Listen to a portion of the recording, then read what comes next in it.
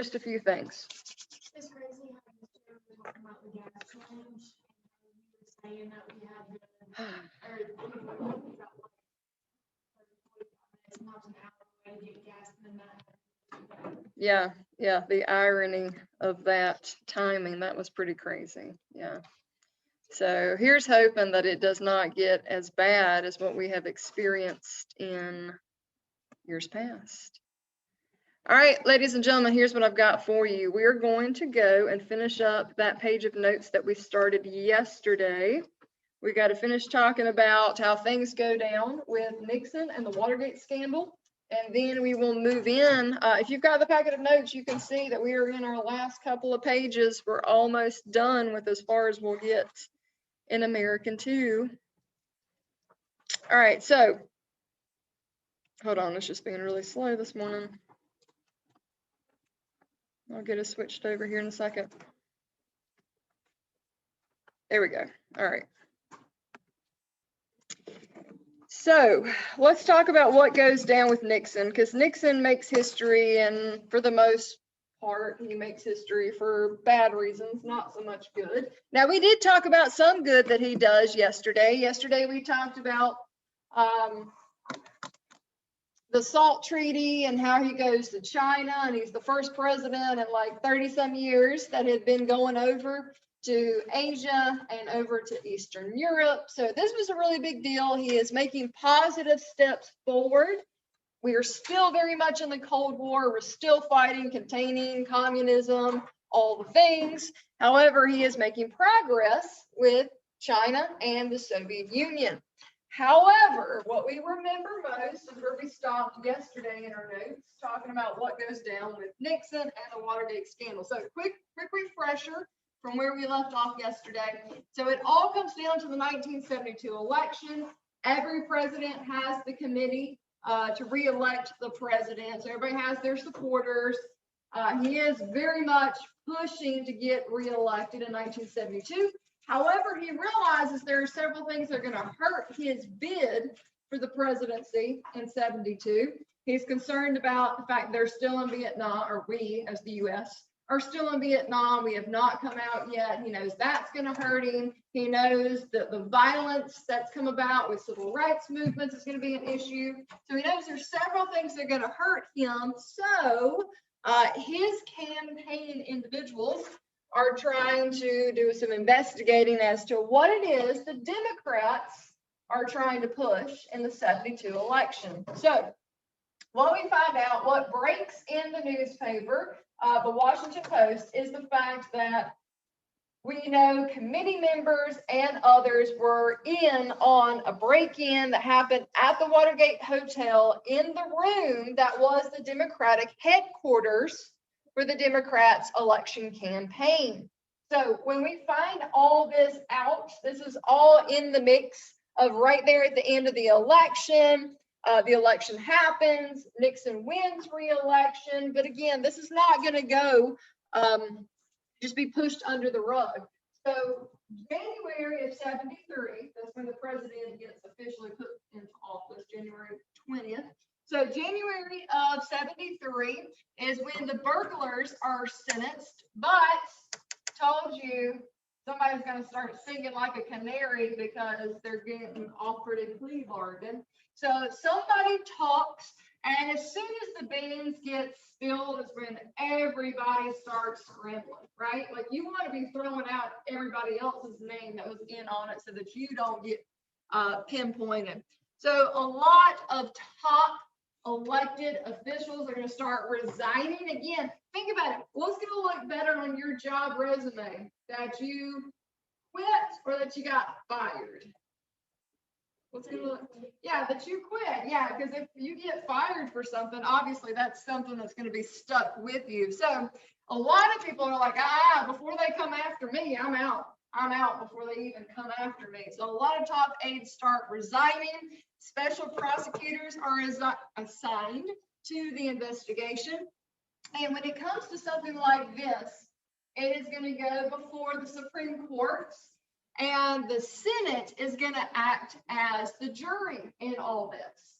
The House is going to investigate, the Senate will investigate, but it will go before the Senate as the jury in this. It will go before the judges of the Supreme Court. They call the Saturday Night Massacre when Nixon is like firing prosecutors left and right. And obviously it's like, I don't know, is that really the right move? Because all you're doing is making yourself look just more and more and more guilty with all this. So here's the kicker. Here's what really goes down here at the end. Here is the U.S. Supreme Court case, U.S. versus Nixon, happens 1974. So this is how long everything takes. It's not a quick process. The legal system is not a quick process at any level, especially the federal level.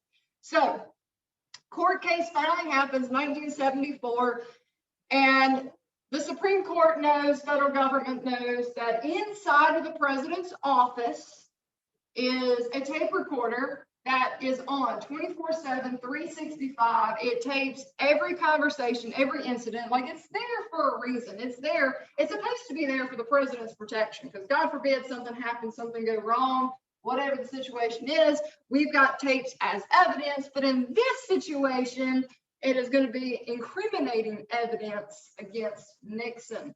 So the Supreme Court comes to Nixon and says, you know what? This will solve the problem a lot faster. Why don't you just hand over the taped conversations from the Oval Office from 71 to 73? We want to hear those taped conversations. We just, that'll be evidence as to whether or not you were in on it, whether or not you knew about it, if conversations happened in the Oval Office. And so Nixon refuses, and he claims executive privilege. Well, executive privilege is the right of the president to keep some things private. He claims executive privilege, and he says it's because, you know what, there's too many secrets, foreign policy secrets, meetings that have happened with diplomats, and you guys do not have privy to that information. And they're calling him out. They're like, that is bull, all right? We need you to just hand over the tapes. So he hands over the tapes, but they've been edited. How convenient. How did that happen? So anyway, they're like, no, you can't play that game either. All right, because how do we know that the edited portion isn't what is incriminating you and proving that you were in on it? So anyway, the tapes are finally released. They are edited. Revelations come out that Nixon had ordered the CIA to stop the FBI's investigation into the scandal, that it happened just 6 days after the break-in. So again, all this incriminating evidence is just stacking up. It's looking really bad for Nixon. And it starts with the House. The House moves to impeach Nixon, and this is brilliant. This is brilliant. This is a little bit of reverse psychology, if you will. So here's what Nixon does. All right. Nixon comes out before anything's ever decided, before it goes before a vote in Congress, before the Supreme Court comes out with a final decision. Nixon comes out and he chooses to resign. But here's what he said. This is the beauty of it. He comes before the American people. Here's what he says. He says, I have made the decision to resign the office of the presidency because I feel that if I were to remain in office, I would not have the support of members of Congress to be able to do my job and do what's right by the American people. It's brilliant. It's brilliant. He's not saying that he did anything wrong. He's not admitting any guilt. He is not saying that he is resigning because he's guilty of anything. He was in on it. He's saying that he feels like he would no longer have the support of Congress to do what is in the best interest of the American people if he stayed in office. Brilliant. Brilliant. So he does. He resigns, the office of the presidency, but there's a problem. All right. So automatically, 25th Amendment to the U.S. Constitution says order of presidential succession, right? Which means if the president is going to resign, even though this is not a circumstance that has happened before, then it would go down to the vice president. But the vice president, Agnew, is also in on the scandal, and he also has resigned. So another first in American history is that it will now go to the third person in line, and it goes down to the Speaker of the House, Gerald Ford. So history is being made on so many levels. Gage, go ahead. Yes, I don't remember what year he passed away in, but that's a good question. I don't remember that. Was the revenue fund? I don't know. I don't know. There's all presidents do. Yes. Yes, that is, yeah, that's part of it. Yeah. So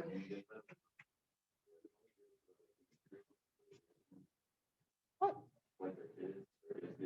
Oh, that is something that they can request. Like Trump requested for his children that he had every single one of them has Secret Service. That is something that they can request. Yeah, and they can request it for as long as they choose to, even though, I don't know, some of them, it just depends. Is that what they were trying to, or you think what they're trying to do to have a Secret Service someone? No, they wanted to impeach him, so that would be, again, something that forever in the history books, that's on his permanent file, if you will. I mean, yes. I thought that was like Yeah. one of the whole reasons why. But that's, I mean, it is one thing that a lot of people got upset about, but it's not one of the reasons why they were pushing for impeachment. I thought there's not a long list, but anyway, topic for another day. So anyway, history is being made in so many of these levels. First president to resign the office of the presidency, and first time we have ever had it go all the way down to spot number 3 and Speaker of the House, which means Gerald Ford is the first ever non-elected president. Because when you elect the president, you are technically electing the vice president and president. They're like a package deal. You're electing them together. That's why the president is always, or whoever's running as the presidential candidate, is always very careful about who they choose as their running mate.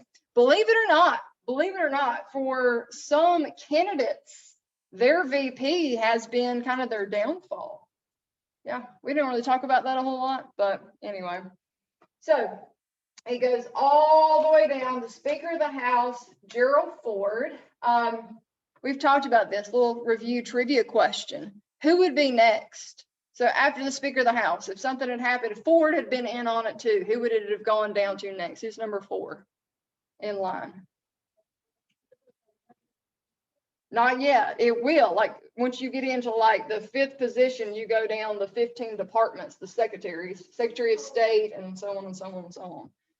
Those are up next. But there's one person in between all the secretaries and Speaker of the House. So think about Congress. Think about Congress, right? You got the House of Representatives and you got the Senate. So Speaker of the House is over the House of Representatives. So it would then go to who? The leader of the Senate, right?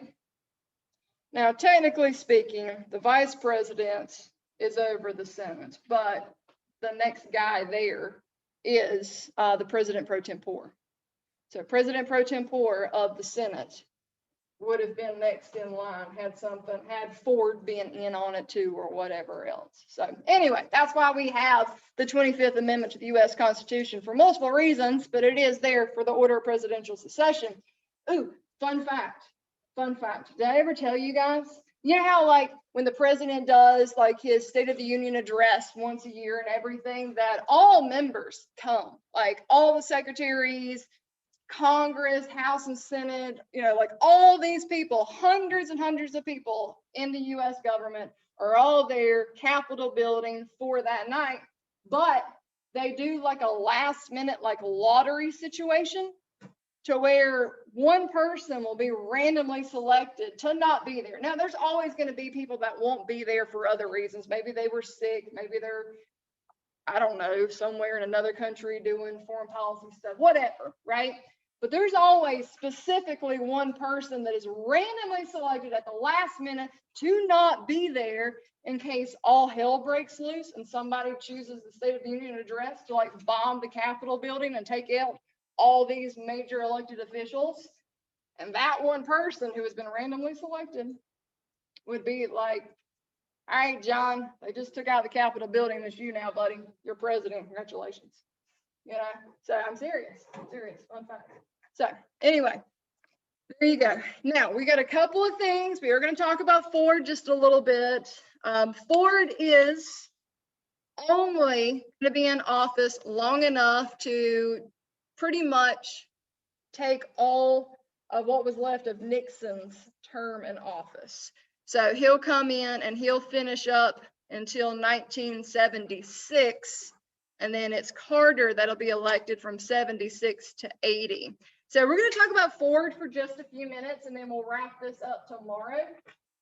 So Gerald Ford comes in, and Gerald Ford is going to lose a lot of popularity pretty quickly because Ford is going to choose to help out Nixon. He likes Nixon. He knows Nixon on a personal level, and he's going to help him out, and he's going to issue Nixon. You might guess before I say it. He's going to issue him a presidential pardon. So again, he doesn't have that stain forever on his resume, even though we all know about it. But that's going to make a lot of people upset, the fact that he issues him that pardon. So the first unelected leader, former Speaker of the House, here he is, Gerald Ford. So he progressed, all right, because Spiro Agnew, who was VP for Nixon, resigned before Nixon did. So he was kind of gradually working his way up the ladder. So he became vice president after Spiro Agnew resigned, and then after Nixon resigned is when he became president. Okay. So he did kind of work his way up the ladder. Agnew was forced to resign again because they had charges against him as well for also being in on it. We know that Nixon resigns, and again, we use the 25th Amendment to help us figure out who's going to be up next. What is that order of presidential succession? So this was a big one. We were making history in multiple ways with this particular amendment. All right, so a couple things about Ford, and then we got to move on for today. All righty, so what Ford tries to do is he tries to kind of put a Band-Aid over it. He tries to get the United States to kind of pull back together. He's there to kind of help heal the wounds of all that has happened. You know, can you imagine 60s into the 70s, Vietnam, civil rights, Cold War, presidential court case, anyway, all the words, president resigns. Like, there's so much stuff. And so he's like, you know what? Let's leave this long nightmare behind us. Let's try to move forward. And even though it's not really going to be that positive moving forward, we're getting ready to get into an economic recession, oil crisis, all the things. So he says, I am here to restore the honesty and integrity of the president, which is actually the reason why we end up electing Carter. Go ahead. Yes, he chose not to because, again, like I said, a lot of people really got upset with him for pardoning Nixon. And we're going to do the same thing, right? We're going to blame the issues that we're having on that political party, which he is a Republican. So, of course, we're going to do a flip. For the 76 election, we're looking for a Democrat to change things up. You know, we talked about that a couple of times. Whenever we're in a situation, we tend to not only blame that person, but whatever party they're associated with. And that's what will happen to Ford as well. So it hurt Ford's bid for the presidency in 76. Again, another issue, we talked about it already. I know it's not really chronological order because we talked about Vietnam last week, but we know that Saigon falls in 75, so Vietnam becomes communist. Again, that's just another like dagger that we're like pushing around in people's hearts. The fact that when we got out of this war, we felt like it was for nothing, the sacrifices, the time, the lives, and everything else. Again, the issues with what we're having, we've got issues with foreign nations, we've got issues with the economy, we've got issues with environmentalism that we'll talk about in a minute too, inflation problems, And they pushed through this new idea of WIN, which is whip inflation now, to where we're trying to hurry, quick, fast, spin it around. How can we try and get the economy back up before it completely crashes? We don't want to see another depression. We do currently get into a recession, but we don't want to see it go that far. We're trying to reduce the money supply through high interest rates. They're pretty much trying to pause everything before it gets worse than what it already is. That's a good way to look at it. Congress is going to veto a lot of spending bills. Again, everybody just wants to kind of pause the situation and not see it get any worse. And then we have the Helsinki Accords. Again, we're working on foreign policy. We're signing it, the members of NATO and Warsaw Pact. And this is all a push to try and end the Cold War. We're still very much in the Cold War in the 70s and into the 80s. We're trying to work towards a compromise. The Soviets promised to uphold their ideology of basic human rights. They're trying to work with us, meet us halfway. But again, we don't see things finally come to an end. And I'm not going to lie to you. Whenever the Soviet Union has an economic collapse, is when they're like, all right, we're going to tap out. We're done. We can't push any harder. We've spent too much money on technology and on military weapons and on investigations. So they end up going into an economic collapse, which ends up working out our favor because they're like, all right, game over. No more Cold War. We're good now. All right, so this is where we're going to stop. We'll finish this tomorrow. We're going to talk about Carter. Okay. So people are super frustrated, right? Think about how we felt like we were lied to with what was going on in Vietnam, the Nixon, Watergate scandal. So we felt really frustrated that we felt like all these, what you call like lifetime politicians, were coming in and were really just changing things up and making it worse instead of better. So for the 76 election, we're looking for what we call an outsider. And that's what Carter's considered.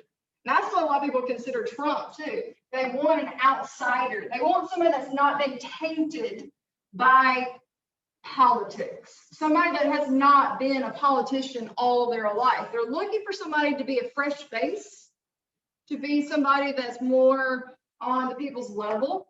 So Carter, who is a governor of Georgia, and I know you're thinking, well, isn't a governor a political position? Yes, it is, but a state level politician is very different than a federal level politician.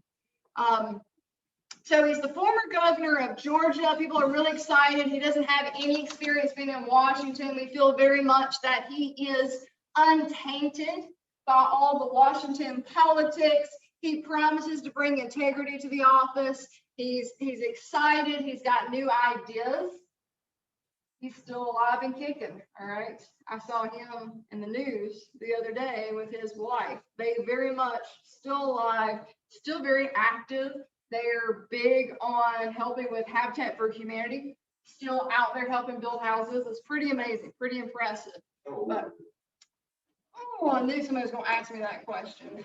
And I should know this because they literally said it on the news the other day. Like, I'm wanting to say, like 93, like in the 90s. Like, they both are older individuals, but it's still pretty impressive that they are as active as they are. I want to say they met, who was it?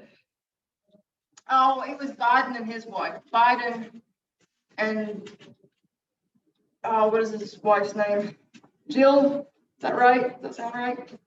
Maybe. Anyway, they went and met with them the other day. That's why they were in the news. So they went and met with them the other day to talk about what they had going on and everything. But it's still, like I said, it's pretty impressive how active they still are. Because a lot of the programs that they were pushing in the 70s is something that they still support and help with today.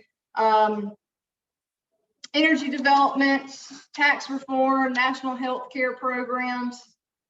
Yeah, so that's pretty awesome. Now, Ford does run as the Democrat. A lot of people didn't really think he had much of a shot because, again, we're blaming him for a lot of the Republicans' issues with not getting out of Vietnam, civil rights violence, the Nixon scandal. But Carter comes in, Carter wins. But it's really sad. Now Carter is a one-term president. He is only in from 76 to 80. And again, it's just kind of bad timing. Like, we continue to have an energy crisis. We continue to have a recession. We end up getting into a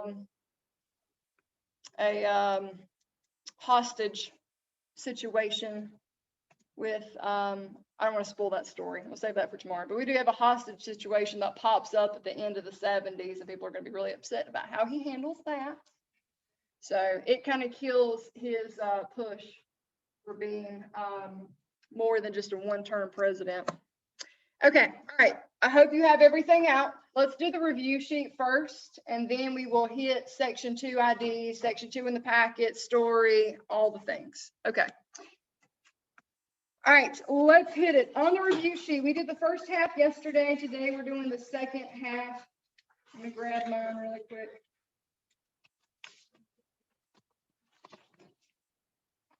Okay, so we are on the bottom half where it talks about Nixon's presidency, number 1 through 7. Number 1 says, name the platform that Nixon promoted, which called for a reduced role for the federal government. That was your bell ringer. New federalism. Good deal. Yeah, new federalism. All right, number 2 says, this term describes the runaway inflation of the 70s with the poor economy. Stagflation. Yeah, that's just kind of fun to say. Stagflation. Number 3, this event led to the severe increases in gas prices in the early 70s, and it was the oil embargo. The oil embargo of 73. We're going to be cut off from oil we're getting from the Middle East. Number 4, this term describes Nixon's policy of easing tensions with our enemies. That was another new term that Henry Kissinger comes up with. Starts with D. Détente. Détente. D-E-T-E-N-T-E. Détente. All right, we talked about number 5 as well. Which 2 nations does Nixon visit in his first term? China and Soviet Union. There we go. China and Soviet Union. Number 6, this was the place where a burglary in the Democratic campaign headquarters would eventually lead to a president's resignation. Yes, Watergate Hotel.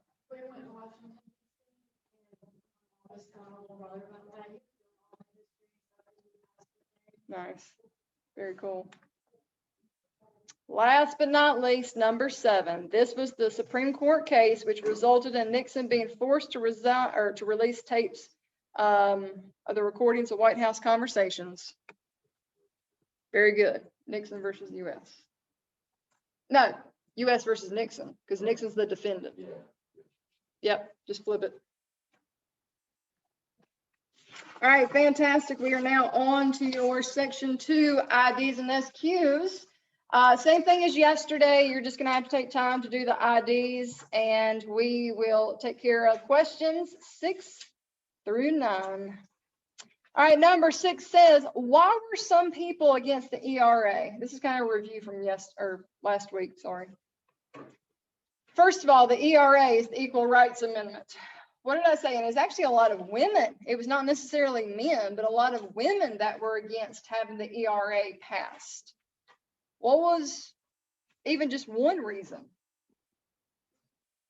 Yeah, changing social norms. Exactly. Another one was the issue of, well, if you want to be equal, you got to be equal across the board, especially when it comes to like the military as well. And a lot of women pushed back on that.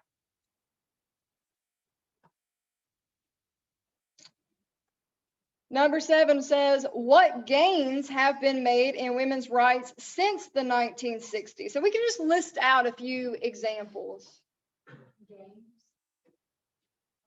Gains, like progress. All right, so pay. Yeah, pay is one. What's another one? What would go along with pay? Jobs, job options, job opportunities. pay, jobs, politics, women being put in high-ranking positions as secretaries and senators, House representatives, et cetera, et cetera. Where are we at? Number 8. What is now?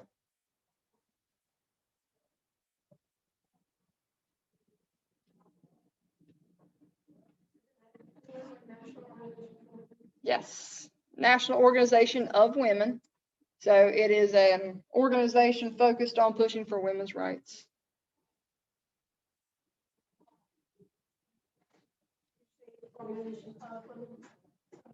National Organization. Yes, yes. Sorry, I gotta say it out loud sometimes, make sure I got it right. And number 9, how did the women's movement begin? Well, it all started in the 1950s, and Miss Betty Friedan writing her book, The Feminine Mystique. Friedan, yeah, her name is actually number 2 on the ID sheet, Friedan.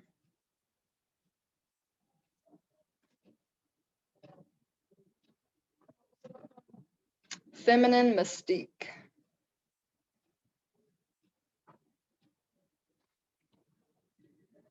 All right, anybody need anything on 6 through 9? Am I miss any of those, or you go back over it? All right, we're ready. Let's keep it rolling. We're going to go to the packet next. We're going to look at a couple of pages in the packet today before we continue on with your fun facts and your study guide. All right, we're going to start with guided reading first. Guided reading 27-2. And we are going to skip around. We're not going to focus on all these because there's several that we did not talk about, and you're not going to be tested on these. So we're just going to hit the ones that we did discuss last week. Number 1, what is feminism? Just a short definition would be what? Equal rights for women. There you go. Equal rights for women. Now, when we say equal rights, we are talking about like socially, economically, politically, but equal rights for women just across the board. Let's get it.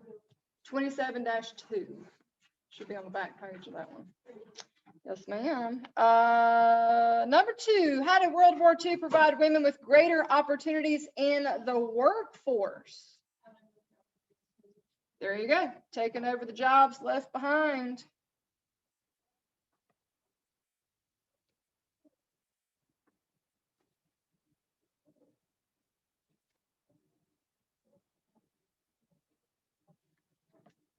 All right, let's see.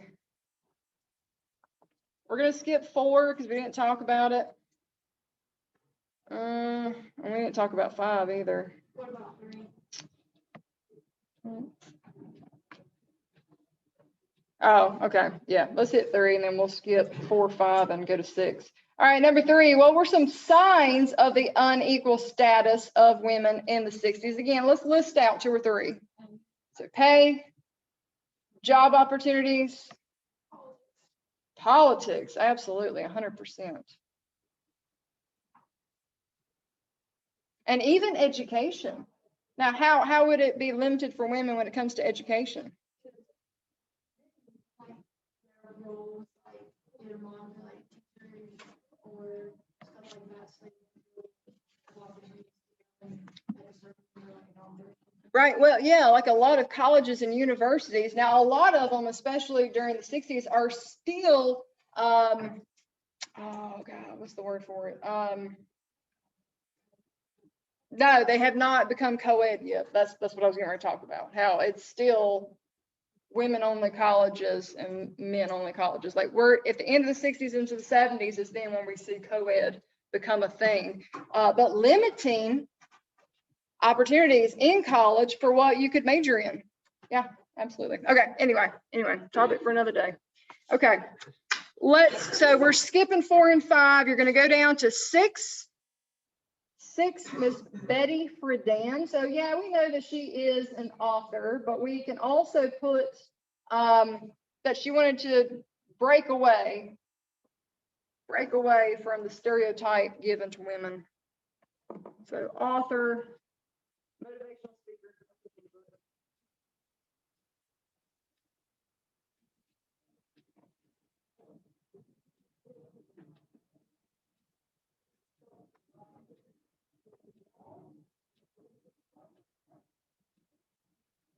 Okay, let's see. Where do I want to go from here? All right. Again, there's several more we didn't talk about. So we're going to skip 7, 8, 9, and we're going to go to 10. 10, kind of a repeat question because we've already talked about it. Why were some women opposed to the Equal Rights Amendment, and it did not pass? Right, yeah, women didn't want to be seen as equals in all areas. That's kind of a simplified example. Women didn't want to be seen as equals in all areas. And the military is a great example. Not just the military, but that's one.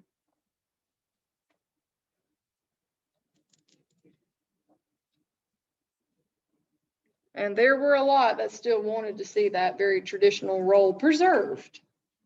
What were some of the other areas that were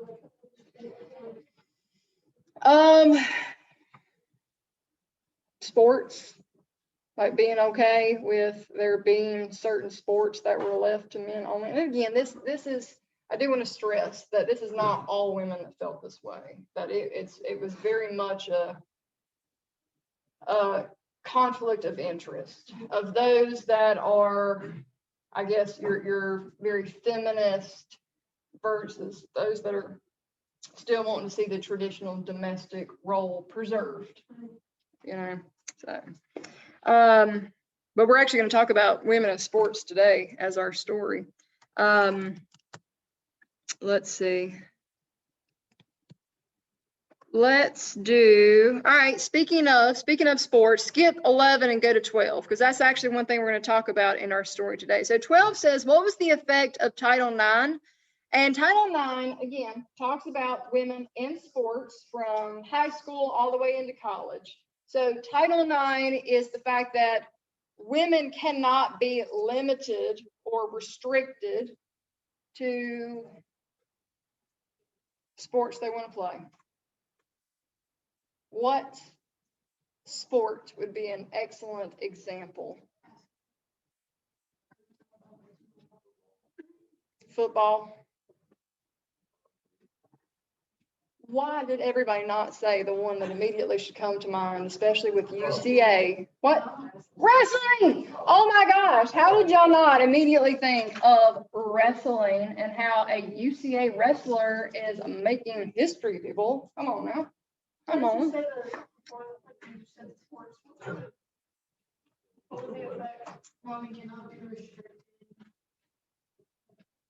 Yes. Yes, what did I say?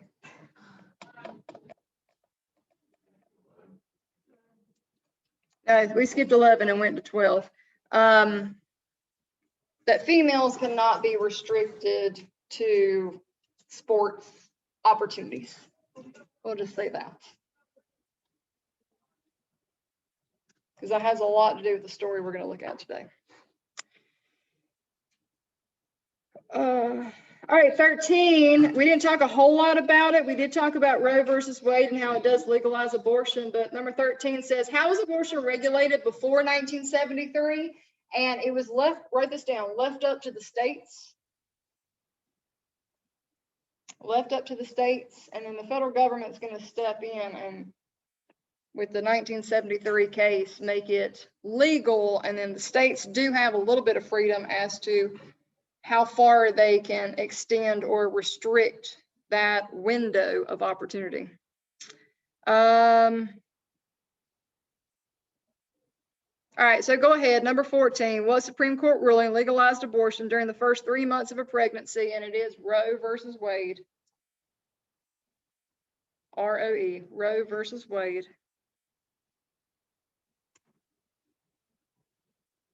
All right, 15, what educational and professional changes have occurred since the women's movement? What areas do you think that women have progressed in when you talk about education and jobs?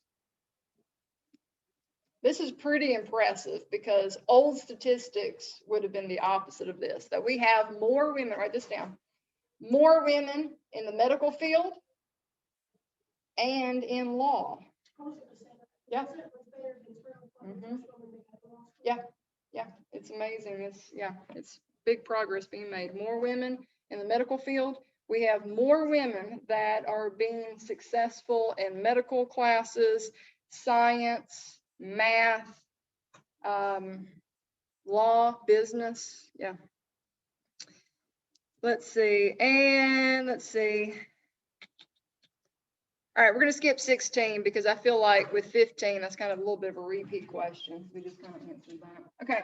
All right, we're going to do a quick little story before we go to the second page in your study guide. We are going to look at the Battle of the Sexes. Find your story, Battle of the Sexes. This is a good one. Battle of the Sexes. There's only a couple of questions, and we'll go straight to your study guide.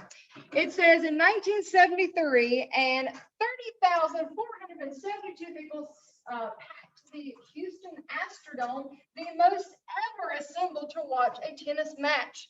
Millions more around the world watched on television. The match, billed as the Battle of the Sexes, pitted former Wimbledon champion Bobby Riggs against the number 2 female player in the world, Billie Jean King. A self-proclaimed male chauvinist pig, Riggs declared that women belonged in the kitchen and the bedroom, not on the playing field. To prove his point, he claimed that at age 55, he could beat any female player. King, then 29, knew she had to play him. This match was not about tennis. It was about social change. Women were not yet accepted as athletes. Look at this information. It's fascinating. Title IX had just passed, which banned gender discrimination in educational programs, including sports, but equal opportunity was not reality. Women pros were mostly overlooked. Even top women players could not earn a living. In 1967, King, who was ranked number 1, earned a meager $7,000. In some tournaments, men were making 8 times as much as women. What female athletes needed was media attention, a chance to show their talent to a skeptical world. The stakes were high. If King lost, the women's movement would lose too. It was a circus atmosphere. Bobby entered the stadium in a rickshaw pulled by scantily clad women, and Billie arrived on an Egyptian litter carried by bare-chested men. The hype over serious tennis began. King whipped Riggs without losing a set. Everywhere, women celebrated. Men, having lost bets to their wives, washed dishes. Women today enjoy a wide range of athletic opportunities, thanks in large part to the efforts of Billie Jean King, both then and now. The 1973 match showed more than women's athletic prowess. It showed their marketability. After the match, the popularity of tennis soared. And on this wave of support, King and others launched the Women's Sports Foundation and Women's Sports and Fitness magazine. They also gained much needed interest in the fledgling of all women's Virginia Slims tour. And by going on their own, apart from men's tennis, the women proved their value as entertainers. Female professional athletes can now earn a living at their sport. Today, the women's tennis tour has 54 tournaments and prize money totaling $52 million. Many top women athletes are household names and earn endorsement money as well as winnings. The match propelled King into the spotlight as a role model and advocate for Title IX and equal opportunity. In 1971, 1 in 27 girls participated in high school sports. By 1997, the figure was 1 in 3. King reports that people still come up to her and say, "Thank you for what you did for my daughter." King and Riggs became friends after the match, and shortly before Riggs lost his battle with cancer in 1995, he spoke with King. "We really did it, didn't we, Billie? We made a difference." Yes, Bobby, I think we did. All right, do your questions. Number 1 says, what do you think the tennis match proved? Well, the whole point of it was to prove that there's not a weaker sex when it comes to sports. There's your answer. Write that down. There's not a weaker sex when it comes to sports.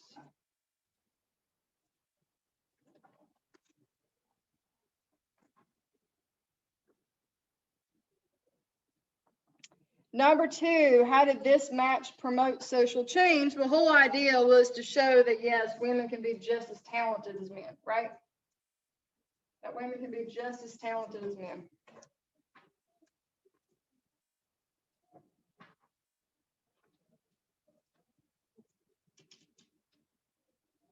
So again, the biggest thing that has paved the way is the idea of gender stereotyping. So what Title IX says, that you cannot discriminate when it comes to a sport. So if a girl wants to play football, she can play football. If a guy wants to put on some short shorts and get out there on the volleyball court and play volleyball, he sure can. Who doesn't think Gage would look good in a pair of tight volleyball shorts, right? Nobody thought that was funny? Nobody? Okay. All right. Just picking on him. Okay. All right. Grab your study guide. Let's kick it. We're going to look at the second page of your study guide, 29, starting with 29. Here we go. Julian, you with me? All right. 29 says areas where many immigrants with the same background would settle in large urban areas. It gave them a place of security and comfort. These are talking about ethnic ghettos. Ethnic ghettos. We're on the study guide, the second page. Yes, ma'am. All right, 30, cramped, poorly built apartment buildings inhabited by many immigrants in the large urban cities were known as this. Tenements, fantastic. Tenements. Fun fact, if you ever go to New York, they actually have a tenement museum where they have preserved a few if you ever want to check that out. 31, you wrote a book about the living conditions of the poor called How the Other Half Lives.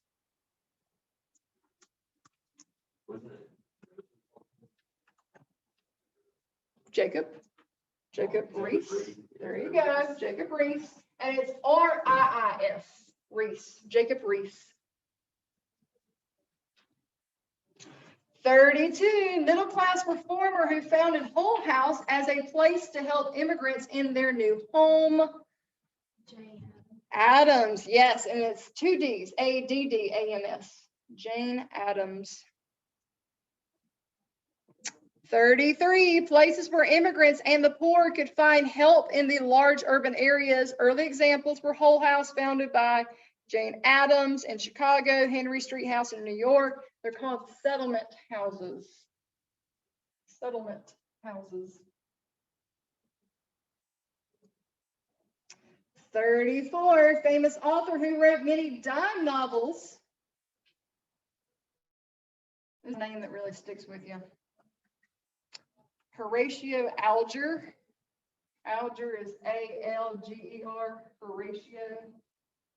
H-O-R-T-I-O, Horatio Alger. 35, this is a group that controls the activities of a city by dominating the voting process.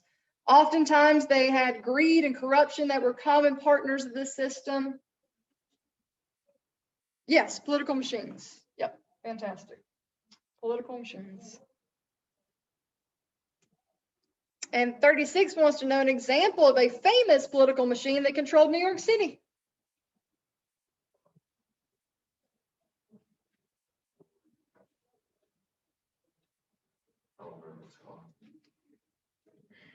Depends on if you want to name it after the guy who ran it. It's called the Tweed Ring because it was William Boss Tweed that ran it, and that's T-W-E-E-D, Tweed Ring. But it was out of Tammany Hall in New York, but mostly known as the Tweed Ring. Where we at? 37, law that officially dismantled the school system and created a system of examinations to determine the hiring of civil service workers. It's the Pendleton Act. Pendleton Act. This is what made the civil service system a new routine. Pendleton Act.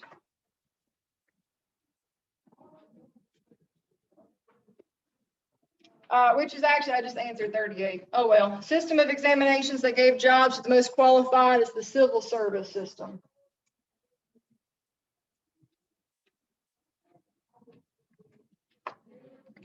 39, political party that developed in the late 1800s to represent the views of Midwestern farmers and had the most effect on the elections of 1892 to 1896. But who's before the Progressives? It is another P one. Populist Party. Populist Party. This is mostly farmers and workers. Populist Party.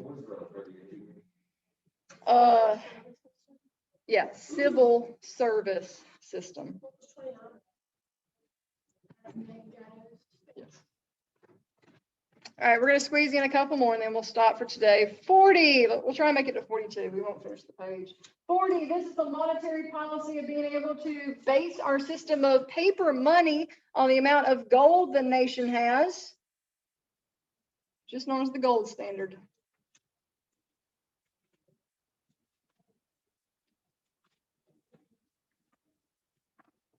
'41, populist and Democratic candidate for the presidency in 1896 that gave the famous Cross of Gold speech.